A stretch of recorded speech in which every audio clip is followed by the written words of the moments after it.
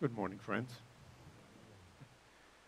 As I was preparing for today's message, I wanted to share something with us that speaks to both our faith and the way we live it out in our world.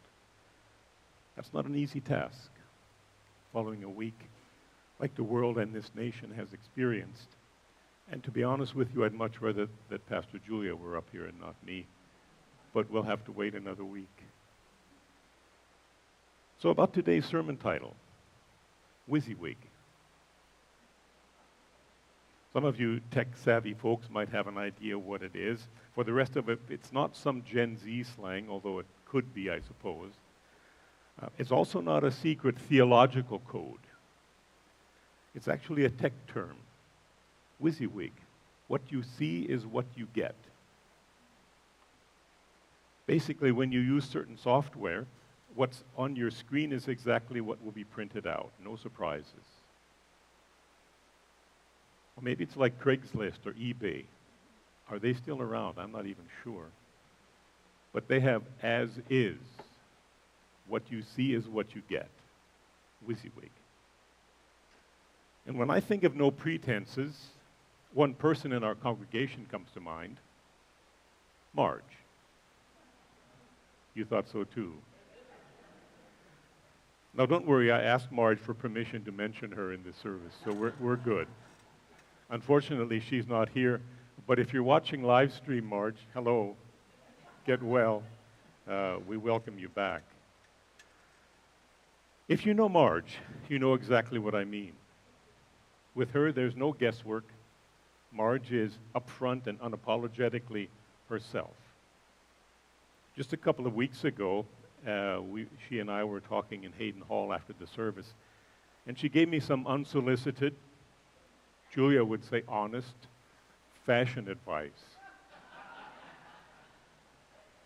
She said, you can't really wear those two colors together. They're not these, by the way, yeah. So, and then she pulled what I call her Brooklyn card. Well, you know I'm from Brooklyn. You can hear her voice, perhaps. So I guess in Brooklyn, what you see is what you get. WYSIWYG. Now, while it's fun to reflect on Marge's Brooklyn-style in-your-faceness, which may not be exactly how we do things in California, per se, but let's turn to a deeper focus, theology. WYSIWYG is more about just what you see, more about appearances. It's also about authenticity and faith and truth. But before we go further, I want to introduce you two more acronyms that are closely tied to this concept. Can you give us the first slide? Yeah. What you see is all there is. That one doesn't speak out so well. WYSIAT. And the second one, WYSIWYF. What you seek is what you find. Let's start with the first one. What you see is all there is. That phrase comes from Daniel Kahneman, a Princeton psychologist and winner of the Nobel Prize in economics.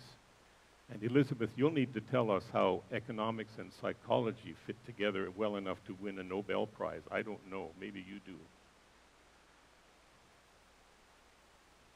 But it describes what you see is all there is. Kahneman's term describes our tendency to make decisions based only on what's right in front of us. We assume we quickly have the whole picture. And we do this all the time, reading a headline, thinking we know the whole story. Meeting a person for the first time, making a quick impression, forming a quick opinion. It's mental efficiency at work. But here's the problem. What we see isn't all there is. And when it comes to faith, we often do the same thing with the Bible. We hear or read one verse and think we've got it all figured out, without considering the larger context, without taking time to slow down, as Kahneman would exhort us to. That's what you see is all there is. And it can lead and has led to some pretty shallow and risky understandings and applications for life and faith and society. Now, on to WYSIWYG. This one you can actually speak out. WYSIWYG. What you seek is what you find. Okay, I created this one myself a couple of years ago, but I like it. When we approach Scripture, we usually find exactly what we're looking for. If we want comfort, we can find comfort verses. If we want rules, we can find rules. But here's the challenge. If we only seek what we already expect, we might miss what God is actually saying to us today. Here at CUCC, as part of the United Church of Christ, we've made some deliberate choices about what we're seeking. And in fact, everyone from the most conservative to the most progressive Christian is really pro-choice. And we like our choices. WYSIWYG. What we seek is what we find. If you're with us for the first time today or haven't been here very often, you might not know what's on the banners on each side of the sanctuary. Or maybe you've been here a long time and they've just become part of the furniture. If you're on live stream, Lucas, can you put that up for our live stream guests as well? If you look at those banners, they talk about justice, love, we talk inclusion, peace, life. That's a summary. And they're expressed in values that we as a congregation try to live out, are aware of, and they're spoken up with verbs. Protect, care, forgive, reject, fight for the powerless, share, embrace, love, enjoy. If you will, that's our confession of faith. And they stand as silent witnesses, week after week, bearing witness, holding space to what we believe, to what we have found, to what we were looking for. They shape how we approach Scripture and how we live out our faith, because that's what we look for and that's what we find as we try to follow Jesus. Our biases, what you see is all there is, whether personal, cultural, or theological, shape how we read the Bible. And that's why we need to slow down, to approach Scripture with humility, and listen for what it's saying, not just what we want to hear. And I guess that works both ways, and that's the hard part. From right and left, it works both, and that's the tension in the middle here, my friends. There are two main ways we can approach theology. Don't worry about that word. It's simply the study of the nature of God and religious belief. There's actually systematic theology, it's called that. This is the structured approach. It asks big what questions. What does the Bible say about grace and salvation? It helps build a framework for faith, systematic theology. And there's also biblical theology, which is a more exploratory approach focusing on the stories, the context, and the narratives within Scripture. It's less about black and white framework and more about uncovering meaning that guides our spiritual faith life journey today. And both approaches are important. Systematic theology gives us stability, but biblical theology challenges us to think more deeply. And honestly, we need both, or else we risk falling into the traps of WYSIWYG and what you see is all there is. Both biblical and systematic theology require that we're familiar with what stands in both the First and Second Testaments of the Scripture we use as Christians, the Bible. By the way, I didn't create those two categories. I did the WYSIWYG, but not this one. Biblical theology and systematic theology are long-established descriptions of how we understand the Bible and do theology. Let's look at a couple of examples in the time we have this morning. The first example I'll give you in passing is from the Beatitudes in Matthew chapter 5. It's the beginning of the Sermon on the Mount that continues into chapter 7. I'm going to introduce them briefly with a quote from Kurt Vonnegut to go along with them. He said, "For some reason, the most vocal Christians among us never mention the Beatitudes, but often with tears in their eyes, they demand that the Ten Commandments be posted in public places." And of course, that's Moses, not Jesus. I haven't heard one of them demand that the Sermon on the Mount, the Beatitudes, be posted anywhere. Blessed are the merciful in a courtroom. Blessed are the peacemakers in the Pentagon. Give me a break, Vonnegut concludes. The Beatitudes also say, blessed are the meek. Blessed are those who mourn. So you can see why these won't be posted in public spaces anytime soon. The Ten Commandments in their most well-known translations can be dealt with quickly and memorized easily and posted prominently on walls. Thou shalt not, number 1. Thou shalt not, number 2. Number 3, number 4, number 5, and so on. It's a neat, convenient, easy little package that fits very nicely into thinking fast and on a plaque.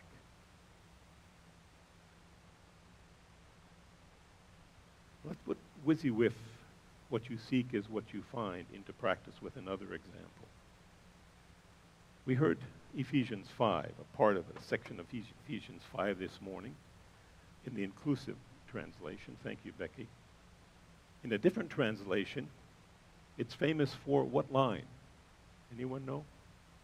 Wives, submit to your husbands. That's in a translation that Becky didn't read.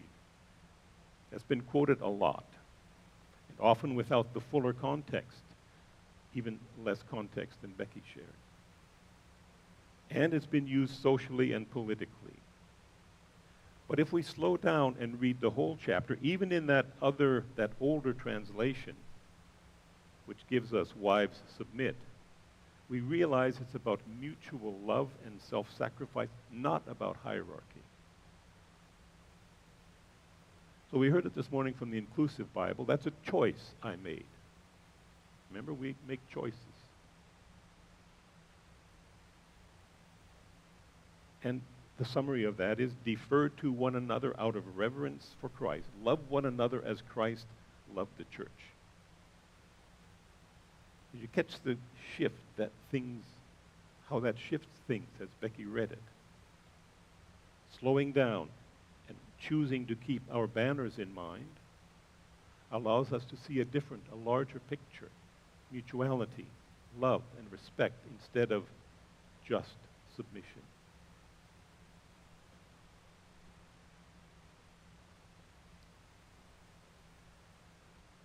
If we use a different translation and leave out some parts so we can think through them fast,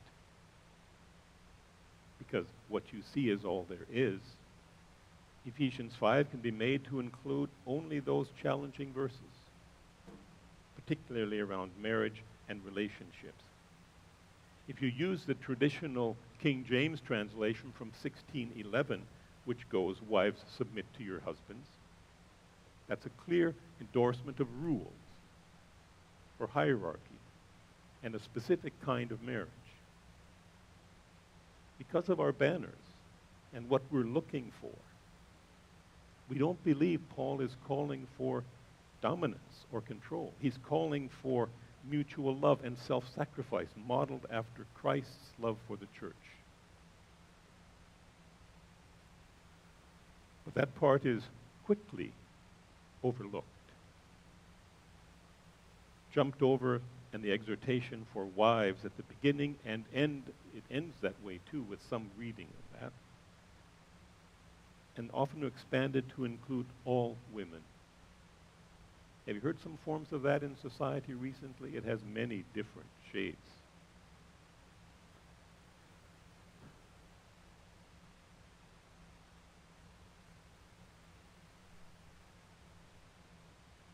So these and some other examples, you could look at Galatians 5 if you want to. Look at Galatians 5 in your own time. These examples remind us that Scripture is rich and complex. And to truly understand it, we need to slow down. We need to read carefully. Remain open to new insights for spiritual growth and resiliency in these challenging times. If God is still speaking in our midst, are we listening together? What are we listening for? If we're listening, what are we hearing? Our own thoughts? WYSIWYG? Based on our own choices, our own confirmation biases? That could be. Let's be honest with ourselves and with each other.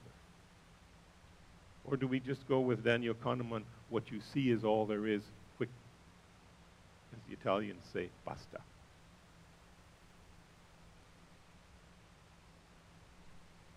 Are we simply listening to someone else's voice, to the din around us, to our own fast thinking?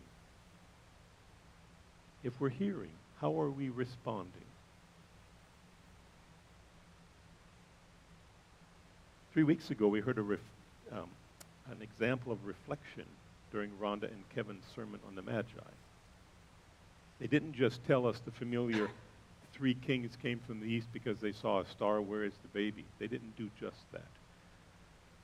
Kevin slowed down, explained the cultural and historical context of Matthew's gospel for his Jewish audience, while Rhonda connected Mary's experience in the political and social realities of her time and linked it to considerations and concerns coming out of a narrative, coming out of a story about a young, uncertain mother-to-be in our time. The music EJ writes comes off of these banners, consciously or unconsciously. No. Comes off of these banners and the slow thinking that's behind them. That's why I asked the group to sing Big Table this morning. It's one of my favorites you've done, EJ. I thought it would be an important message for us at the start of a week and a year like we're going to be facing. Build a bigger table, not a higher wall. Pastor Julia's sermons come out of wrestling with the text and our current context to find meaning for today. These are all reminders of the importance of slower thinking. These silent witnesses on the wall slow us down. It's easy to focus on surface-level details like fashion choices and simply talk about what we all know on the surface. But when we take the time to study, reflect, and ask questions together, we discover deeper truths. But slow thinking isn't easy. It requires patience, humility, and a willingness to be challenged and the time to think. It calls us to set aside our own assumptions and biases. Remember, we're all pro-choice. To seek truth with an open heart and ear, if we truly believe God is still speaking in our midst, or is that also part of the furniture at the bottom of our PowerPoint slides week after week? We believe God is still speaking in our midst. You'll see it again and again. Oh yeah, speaking of. Thank you, Lucas. We live in a world that rewards fast thinking. We want quick answers, instant solutions, and easy explanations. Dare I say, executive theological orders. But faith calls us to something deeper. It calls us to slow down, to listen, to remain open to the surprises of God's grace. And these banners help set some parameters. Let's be honest, we expect God to speak along these lines in these turbulent times.